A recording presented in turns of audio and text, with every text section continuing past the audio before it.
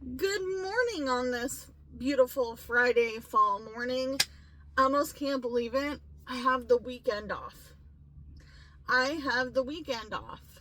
I'm like, me? Amanda? Have the weekend off? I almost couldn't believe it. I was like, I have the weekend off. Me. I don't really have it off, and I'll explain why further into this video. But I wanted to show you guys my turtley earrings that I received in the mail, along with another pair of earrings and a fairy necklace that I received from one of you guys. And I don't know if you wanted to be anonymous or not, so you'll see the earrings and the fairy necklace when I go to church on Sunday or when I do a Sunday video, because it seems more like a dressy type earring and necklace. But I love these. These are copper. I'm super excited because this is the first time I've worn anything pet related or themed at work. So I wrote down all your questions because you keep asking me. I figured we'd make a video at the end of the week and I would give you the rundown. So the first question I got asked was, what is my position hourly wage? Now, everybody got really super excited, and I appreciate it because people are like, this is your dream job. You're going to be making so much more money. You're going to be so much, happier. You're going to feel like you're actually doing something. This is a career and all the different things. So we need to slow the roll a little bit because this is unbelievably new. I am basically an alien from outer space landing in the field, meaning that I know nothing. I know absolutely nothing, so I'm starting from ground zero. Now, my boss knows I have been working in food. I have food management. I've worked retail. I've worked call centers. I have done temping where I've worked in many different fields doing many different things. He knows that I have a caregiving CNA background, which I don't use anymore. I haven't used it in many of years now, and I even made a video of why I don't do that anymore. So you can go back and find that video. I don't need to explain in this video again. So I'm going to be starting from nothing, no knowledge, going in as if, I need to be trained on everything, right? Because that is the real situation. I'm going to be doing kennels. I'm going to be doing some type of assisting to a point. And I'm also going to be working reception. So I will be doing a lot of training.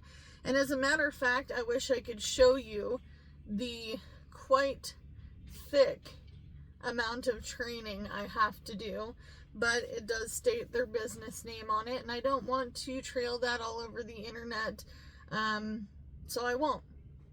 Now, I was making $14.05 an hour working as a burger flipper. I didn't want to be a manager at that particular location. I just wanted to clock in, clock out, go home. There was no management positions, no assistant positions, no GM assistant, or store manager, no regional manager positions for me to fulfill. So I just said, I don't want to. But I am making $15 an hour at the vet clinic.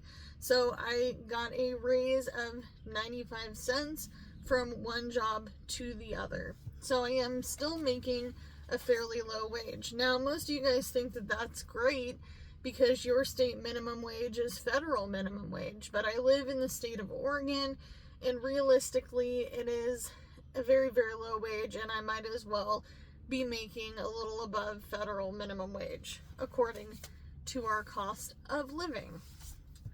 How long will you be training? I will be likely training dependent on the longevity of the job, their need in the business. I could be training for 2 to 3 years. I could move from kennels, a little bit of assisting, and reception, and move my way into being just an assistant, or go back to school to be a vet tech. It is not going to be in the cards to become a doctor of veterinary medicine, due to the fact of my age, the longevity of going to school, and you have to be near and going to all the right channels in college to be able to do that. So I would have to live near a college that does veterinary medicine, which I do not. I just don't. How long will it be before you can get benefits? So we have a total of 6 people working at this clinic. That includes the doc. So we do not necessarily have any opportunities for benefits. There is no medical, there is no dental, due to the fact that it would be really expensive. It has been brought up in the past, but unfortunately, because we are likely low-wage earners, we cannot afford to pay for the health care that could be provided. So it's kind of like a vote situation. Do they vote for it? Do they want it or not? And it's based off of the whole team. So there is no health benefits, no dental benefits, no vision. There is no 401k. There's no match of any sort within, different benefit fields. I don't even know, because I'm going to be real. I have really never worked for a company but maybe 2 times in my lifetime where they offer benefits. And even then, are the benefits worth it? Can I afford them? And all the different things. I do have a family of 4, so I would really have to think whether those benefits would be worth me paying for or going a different route. So that means that I can still qualify for other benefits through my state if I get approved for them in the next 2 months. I can't believe that it's almost time to redo all of the benefits with Oregon Health Plan and stuff. That's crazy. Do you miss working your food job or previous employer? The truth is that I don't necessarily miss the job. I do like the job I'm working now.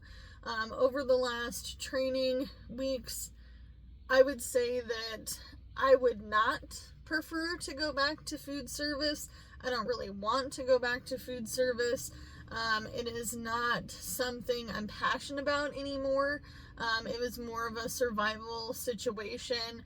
I don't want to be in management in that regard. However, my management skills may bring on some additional courses or certifications with the longevity of my job, where I can be maybe a manager of veterinary medicine clinics, or so on and so forth. That is something that the doc and I have talked about quite a few times, because I do have that extended management history. He's like, maybe you don't want to be a vet tech and you want to go and do something in the management realm. So that is something that we have definitely talked about. And I would like to utilize those skills, because I do feel like I am a good manager.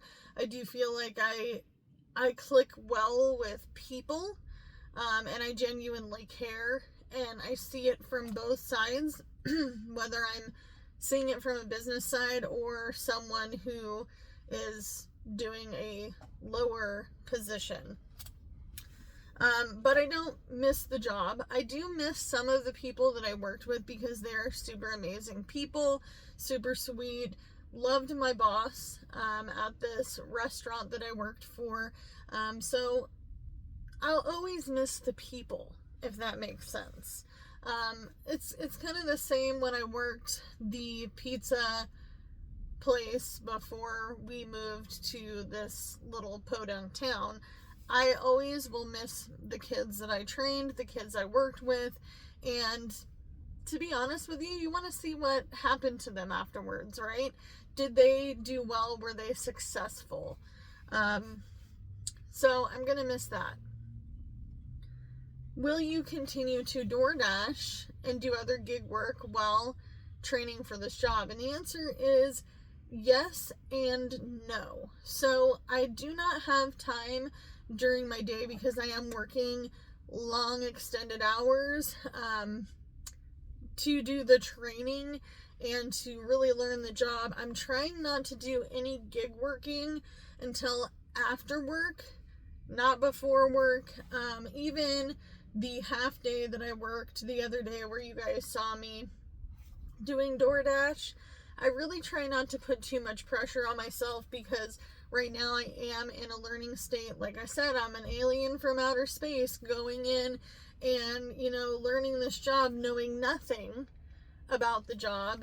And I really want to give myself a good opportunity to continue to be in that learning state. I am very ADHD. I haven't gone to school in 19 years. I honestly hate to admit this, but in the next coming months, I haven't been in school in 20 years. So when you're put in a position where you have to learn that thick, huge amount of tasks and it's a checklist and you have to get it signed off on and all the different things, you want to make sure that you're focused on that one thing. But I will be doing DoorDash on the weekends. I do have a little bit more leeway now because my husband is getting a little bit more hours at his job, working with his family. He also has an awaiting job. He's waiting on a background check. So hopefully he'll have the two jobs that he can work around, and then I don't have to necessarily dash as much or do Uber Eats or Spark or Instacart as much because he's working a little bit more. However, the advantage to that, doing the DoorDash and all the different things, is that if I do it on the weekends and in the evenings, we could put that money towards saving, debt, and of course, our emergency fund. So that is kind of my future goal when it comes to gig working money. Also, just kind of nice to have if I need to get some additional groceries or I run out of gas and I know that I'm gonna need an extra $20. You just never know. Will I go to college? That is the huge question I continue to get asked until I figure out what is going on with future living situations, until I've been at this job for a while, until I figure out if we are going to be moving in the short term or the long term. I am not going to do any investigating on school. It's not out of the picture. It just isn't an option at the moment. I also don't want to add too much to my plate right now in that learning state. I also am a very ADHD, OCD type person. So if I was to go to school, and because of the length of time I haven't gone to school, and realizing that I don't have a lot of furthering education, I probably would want to go to a class. I probably would have to catch myself up to speed and all the different things, because school is different for me 20 years ago.